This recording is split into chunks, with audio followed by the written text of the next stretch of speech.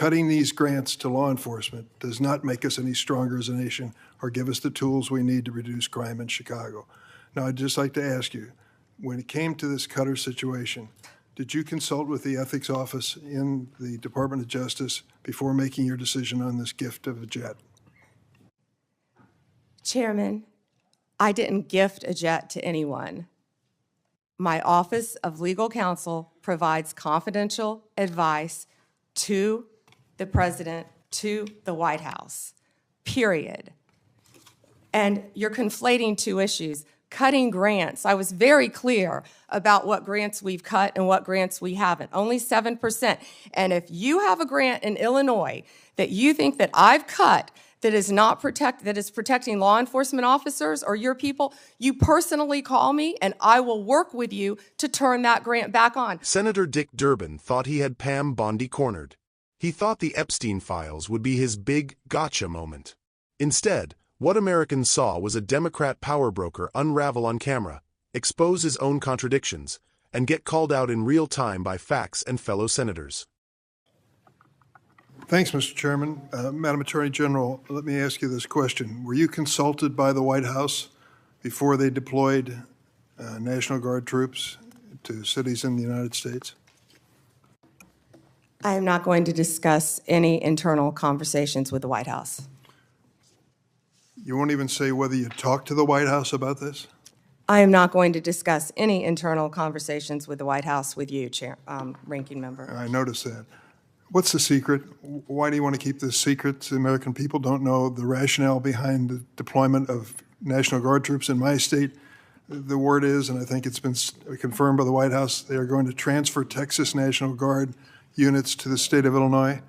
What's the rationale for that? Yeah, Chairman, as you shut down the government, you voted to shut down the government, and you're sitting here, our law enforcement officers aren't being paid. They're out there working to protect you.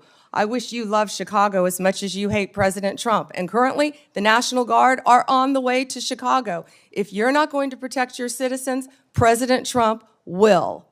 I've been on this committee for more than 20 years. That's the kind of testimony you expect from this administration. A simple question as to whether or not they had a legal rationale for deploying National Guard troops becomes grounds for a personal attack. I think it's a legitimate question. It's my responsibility. She refuses to answer as to whether she had any conversation with the White House about deploying national troops to my state. That's an indication, I'm afraid, where we are politically in this place. Let me ask you another question. I want to, if you will, hold on a second. Make sure I got the right page of facts here. You testified under oath when you last before this committee that before your appointment to Attorney General, you had served as a representative of some sort for the royal family of Qatar. There was an issue that came before you in May when President Trump accepted a $400 million luxury jet from the royal family of Qatar for temporary use as Air Force One before it's permanently gifted to the Trump Presidential Library Foundation. The Constitution unequivocally bestows on Congress the power to control whether any officer of the United States, including the President, may accept a gift, quote, from any king, prince, or foreign state, end of quote. And this gift clearly violates the statutory regime enacted by Congress. You've refused to answer a letter I sent to you 5 months ago asking the legal rationale you relied on to advise President Trump to accept this unprecedented gift from your former legal client. Can you make a promise today that you will disclose that? Disclose what, Ranking Member? I assume there was a letter or some sort of statement from your office to the White House to advise them that you felt it was permissible? First, to address my role with Qatar, as I addressed with you during my confirmation hearing, I disclosed it in my SJQ. In private practice, I worked for Qatar for anti-human trafficking for the World Cup. That was my only involvement, and I made that very clear, and I'm very proud of everything I've done with anti-human trafficking. Obviously, in preparing any advice for the President on a jet or anything else, we consult with the Office of Legal Counsel. The confidentiality applies to their input as well. And Chairman, if you would approve and vote to approve, as Chairman Grassley said, excuse me, Ranking Member, as Chairman Grassley said, my employees, we would answer your letters a lot faster, yet you're stalling them at every stop. And to go back to your previous question, your city has a murder rate 5 times higher than New York's. 571 homicides last year. If you were serious about protecting your people, you would be asking this administration for help. You're saying that we're coming into your state and your city. We're there to help make America safe and Illinois safe, whether or not you want to. I believe cutting federal grant programs to law enforcement in my state and across the nation does not make us any safer, and you've done just that. You've supplanted that decision by sending in National Guard troops to California and other places. That is a situation where the governors have not asked for that help. If you truly wanted to do this on a bipartisan basis, you wouldn't defy a governor, you would work with them. I'm prepared to do that. I'm prepared to work with this administration. But cutting these grants to law enforcement does not make us any stronger as a nation or give us the tools we need to reduce crime in Chicago. Now, I'd just like to ask you, when it came to this Cutter situation, did you consult with the ethics office in the Department of Justice before making your decision on this gift of a jet? Chairman, I didn't gift a jet to anyone. My Office of Legal Counsel provides confidential advice to the President, to the White House, period. And you're conflating two issues. Cutting grants, I was very clear about what grants we've cut and what grants we haven't, only 7%.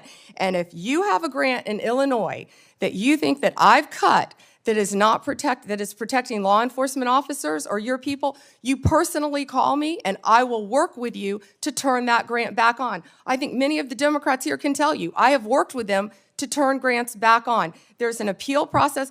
Tell me a specific grant that I have turned off in Illinois that would help law enforcement, and I will work with you. But you have not done that. Did you take a look? The National Guard is on the way right now as we speak. Oh, by the way, so is Director Patel and Deputy Attorney General Todd Blanche. You're sitting here grilling me, and they're on their way to Chicago to keep your state safe. Madam Attorney General, it's my job to grill you. Investigation of your agency is part of my responsibility and this committee. You may not like the experience, but others have weathered the storm and answered questions in a respectful manner. Can you tell me the grants, Yes. Ranking Member, please? Take a look at the president's budget on HIDA grants. What happens to it in his proposed budget? I'd be glad to meet with you on the It's grants. cut by 1/3 from $300 million to 196. That's one example of a grant that works, and your administration has suggested cutting it in the budget lies ahead. I want to ask you about items in a letter I sent you in July that you have not answered. In February, you made a public claim that the Epstein client list was, quote, sitting on my desk right now for review, end of quote. You then produced already public information and no client list at a major media event hosted at the White House. Attorney General Bondi, why did you publicly claim to have the Epstein client list waiting for your review and then produce nothing relevant to that claim?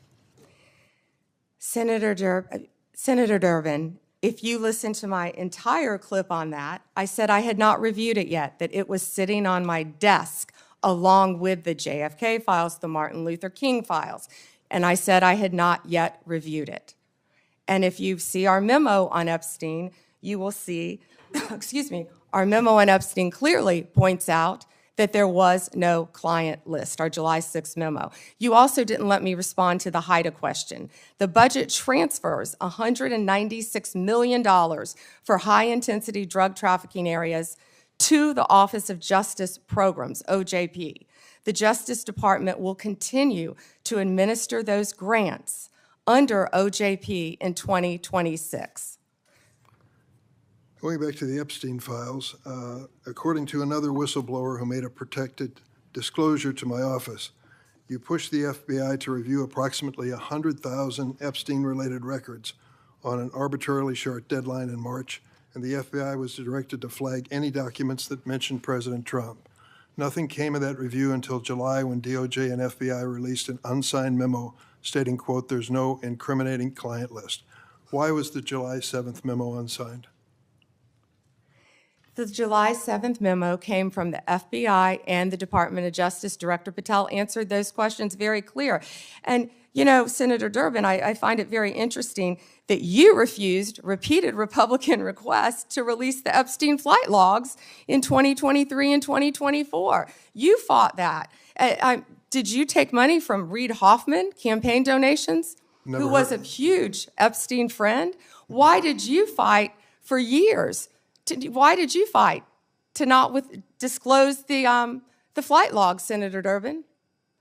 I can tell you I did not refuse. One of the senators here wished to produce those logs, and I asked her to put it in writing, and she never did. Yeah, I think Senator Blackburn would quarrel with you on that. Well, I will quarrel with you as to read somebody that you mentioned I never heard of. Reid Hoffman. So who gave the order to flag records related to President Trump? To flag records for President Trump? To flag any records which included his name. I'm not going to discuss anything about that with you, Senator. Eventually, you're going to have to answer for your conduct in this. You won't do it today, but eventually you will. I yield, Mr. Chairman. All right, folks, let's talk about this explosive Senate hearing where Dick Durbin tried to play prosecutor, judge, and media pundit all at once, and Attorney General Pam Bondi wasn't having it. Durbin opens by demanding to know whether Bondi consulted the White House before National Guard troops were deployed to cities like Chicago. Bondi refuses to discuss internal White House conversations, which is standard practice for any attorney general who actually respects the separation of powers. Instead of accepting that, Durbin melts down and turns it into a political tantrum. Bondi fires back with something the left hates hearing. Chicago is out of control, violent crime is skyrocketing, and if Democrat leadership won't protect their citizens, President Trump will. That's not an insult, that's reality. And it struck a nerve because it's true. Then Durbin pivots to the Qatar jet issue, trying to suggest corruption without evidence.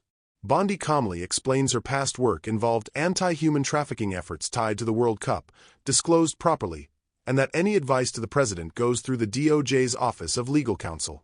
Again, totally normal, totally legal, and totally not the scandal Durbin wanted. Durbin then accuses the administration of cutting law enforcement grants while sending in National Guard troops. Bondi dismantles that claim too, explaining that only a small percentage of grants were cut, that there's an appeal process, and she's even willing to personally work with Illinois to restore funding if it's genuinely helping law enforcement. That's not authoritarian behavior. That's accountability. But the moment Durbin thought would go viral was the Epstein angle. He accuses Bondi of lying to the public by saying the Epstein client list was on her desk. Bondi corrects the record immediately. She never claimed there was a confirmed client list. She said the files were pending review, alongside other historical records, and DOJ later concluded no incriminating client list exists. And here's where Durbin really loses it. Instead of accepting the facts, he leans on anonymous whistleblower claims and insinuations about President Trump, while conveniently ignoring his own history of blocking subpoenas for Epstein flight logs. That's when Senator Marsha Blackburn steps in and blows the whole thing wide open. She publicly calls Durbin out for misrepresenting the record, stating she repeatedly asked for Epstein flight logs and subpoenas, only to be shut down by Durbin himself. That moment alone tells you everything you need to know. So let's be clear. The same Democrats screaming about transparency today spent years blocking Epstein disclosures when it didn't suit their political agenda. They don't want justice. They want control of the narrative. Pam Bondi stayed composed, defended the Constitution, respected legal boundaries, and refused to let partisan theatrics replace facts. Dick Durbin, on the other hand, showed exactly why Americans no longer trust Washington Democrats to investigate anything fairly.